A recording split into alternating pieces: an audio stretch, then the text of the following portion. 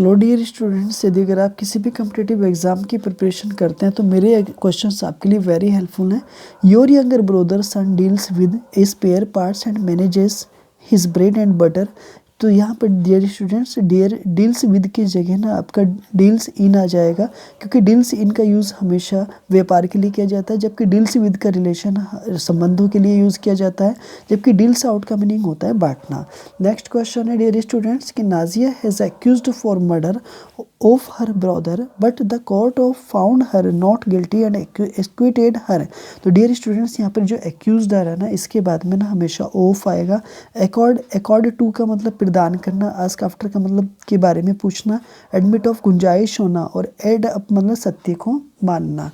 Next question number 3 है, if they had told me earlier, if they had told me earlier तो I will help them. देखो यहाँ पे conditional sentence है, जब यदि इफ़ आएगा तो यहाँ पे अगला हेड के साथ में अगला जो पेयर होगा वो वुड हैव हेल्प्ड हो जाएगा। तो यहाँ पे ना आपका सी में मिस्टेक हो जाएगी, जिस तरह से आपके यहाँ पर ऊपर वाले सेंटेंसेस में ए में मिस्टेक हो जाएगी डियर स्टूडेंट, ठीक है। तो अब यहाँ पे ध्यान दो, देखो 3 प्रकार की कंडीशंस होती हैं। Number 1 present, past and future. और ध्यान दें कि इफ़ का यूज़, हेड का यूज़, शुड का यूज़ और वर का यूज़ कंडीशनल को रेफर करने के लिए किया जाता है। Next dear students, your brother was angry and indifferent to her. तो देखो यहाँ पे जब इंडिफरेंट के बाद टू आ रहा है तो देखो एंग्री के बाद भी क्या आएगा, विद आ जाएगा। क्यों? क्योंकि दोनों ही अपने अपने साथ प्रीपोजिशन लेकर के आएंगे। यहाँ दे रखा है कि एक तरह से जो एडजेक्टिव होता है वो अपने साथ साथ कोई भी वर्ड्स अपनी प्रीपोजिशन लेकर के आएंगे। देखो टेक अप होता है, टेक ऑफ होता है, टेक ऑन होता है, टेक ऑफ होता है, टेक इन होता है, ठीक है।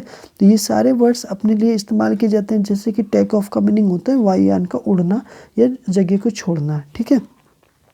The Tata group owns many industries that are spread across the globe, no error। देखो डियर स्टूडेंट्स यहाँ पे कॉमा लग रहा है ना, तो ये गलत है। यदि अगर यहाँ पे इफ़ होता, हेड होता, ठीक है, और या फिर यहाँ पे वर होता तो आ जाता, लेकिन कॉमा ये वैन होता तो भी आता, लेकिन यहाँ पे नहीं आएगा। दैट की जगह ना विच का यूज़ करेंगे, और इसलिए कंडीशनल एडजेक्टिव क्लाउज है, इसलिए तो विच का यूज़ हो जाएगा डियर स्टूडेंट्स, ठीक है। तो यहाँ पे जो सेंटेंसेस आपका मिस्टेक होगा ना वो यही वाला हो जाएगा आपका, ठीक है। और अगले वाले सेंटेंसेस में बी ऑप्शन आपका हो जाएगा, ये वाला बी ऑप्शन हो जाएगा डियर स्टूडेंट्स, ठीक है। नेक्स्ट आपका यहाँ पर देखिए, हाँ जो क्लाउज है ना वो 3 प्रकार की होती है। नंबर 1 नाउन क्लाउज और एडजेक्टिव क्लाउज और एडवर्ब क्लाउज, ठीक है। करंट अफेयर्स के कुछ क्वेश्चन है। Who is the forest minister of India? Bharat के वन मंत्री कौन है? तो देखो भूपेंद्र यादव ही हैं वन मंत्री इनके, ठीक है। तो वन मंत्री कौन है? भूपेंद्र यादव। जबकि मनोज पांडे एक तरह से थल सेना के अध्यक्ष हैं, और अधीर रंजन चौधरी जो हैं वो विपक्ष में राज्यसभा के हैं, और अरुण गोयल और तुषार मेहता एक सॉलिसिटर जनरल हैं। क्वाड एक ग्रुप है 4 कंट्रीज़ का, ठीक है, जिसमें यूएसए है, इंडिया है, ऑस्ट्रेलिया है और जापान है। और इसका जो सम्मेलन हुआ है वो अभी अभी ना जापान में हुआ है। कॉपेन 27 climate changing conference of UN 2020। तो देखो कॉपेन 27 का जो जलवायु जो बदलने वाली जो सभा है ना, सम्मेलन है, वो लगभग इजिप्ट में हुआ है। यानी कि कहाँ हुआ? मिस्र के में हुआ है, मिस्र में, ठीक है। जो इंडोनेशिया और स्पेन और जर्मनी जब क्वाड में हुआ है, क्या जापान का क्वाड में हुआ है। Agnipath is a plan of, Agnipath ना एक योजना है किसकी? सेंट्रल गवर्नमेंट की योजना है। मेक इन इंडिया, PM मित्र की योजना, आयुष्मान भारत और डिजिटल मिशन, ये सब केंद्र सरकार की योजनाएं हैं। ज्ञानपीठ सरस्वती अवार्ड जो है ना वो दिए जाते हैं साहित्य के क्षेत्र में, जबकि एबेल अवार्ड दिया जाता है गणित के क्षेत्र में, बुकर अवार्ड दिया जाता है साहित्य के क्षेत्र में, और नोबेल अवार्ड शिक्षा क्षेत्र में दिया जाता है। अर्जुन अवार्ड एक तरह से खेल के क्षेत्र में दिया जाता है, ठीक है। कंप्यूटर से रिलेटेड कुछ क्वेश्चन हैं। Choose the name of the part of the CPU के पार्ट का जो भाग है ना उसको करेक्ट करना है। तो देखो एल्गोरिथम LU, ठीक है, अर्थमेटिक लॉजिक यूनिट ही इसका जो है ना पार्ट है डियर स्टूडेंट्स। आगे देखते हैं डियर स्टूडेंट्स अगले क्वेश्चन आपके लिए। Not control unit, memory unit and input unit और आउटपुट यूनिट, ये सब कंप्यूटर के पार्ट हैं जो हमें बहुत अच्छे से सीखने होते हैं। Computer is different kinds as working, काम के आधार पर कंप्यूटर विभिन्न प्रकार के होते हैं। Number 1 digital computer, analogue computer and hybrid computer. Write the full form of DNS. DNS की फुल फॉर्म क्या है? देखो डोमेन नेम सिस्टम ही उसकी फुल फॉर्म है। एटीएम की full form automatic teller machine, CAD की full form computer aided design, CPU की central processing unit and email की electronic mail. Keyboard is a part of computer. Keyboard computer का कौन सा पार्ट है? Number input या output? तो dear students ये इनपुट पार्ट है। ध्यान देंगे कि mouse, scanner, microphone, light, pen और टच स्क्रीन ये सब इनपुट पार्ट हैं, जबकि मॉनिटर इज ए आउटपुट है।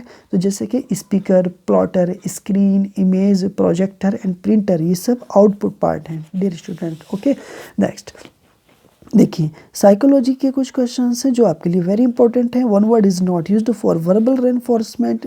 इनमें से एक शब्द ऐसा है जो वर्बल रेनफोर्समेंट के लिए यूज़ नहीं किया जाता है। जैसे पुअर, पुअर का मतलब किसी स्टूडेंट को आप बेचारा कहेंगे तो वो बिल्कुल भी अच्छा नहीं होगा, इसलिए वो उस पर निगेटिव इफेक्ट पड़ेगा।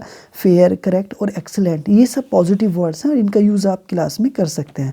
In this method of education, शिक्षा की कौन सी विधि है जिसमें स्टूडेंट्स को kept in place of discovers and researchers के क्षेत्र में रखा जाता है?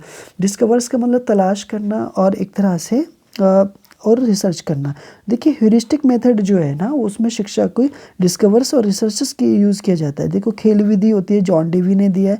प्रॉब्लम सॉल्विंग एक तरह से जीन पियाजे, ठीक है, एक तरह से थॉर्नडाइक, पावलोव, ठीक है, और एक तरह से आपके स्किनर, इन्होंने दिया है समस्या समाधान की विधि। जबकि प्रोजेक्ट एक तरह से एक प्रोजेक्ट किलपैट्रिक की विधि है, ठीक है। जीन पियाजेस की theory of moral judgement has the total stages. कितने स्टेजेस हैं? 2 स्टेजेस हैं। देखो जीन पियाजे हमारे एक बहुत बड़े साइकोलॉजिस्ट रहे हैं, ठीक है, जो फ्रांस के रहने वाले थे और उन्होंने अपने जितने भी रिसर्च किए हैं वो अपने खुद के बच्चों पर किए। उन्होंने 4 अवस्थाएं बताई थी, ठीक है।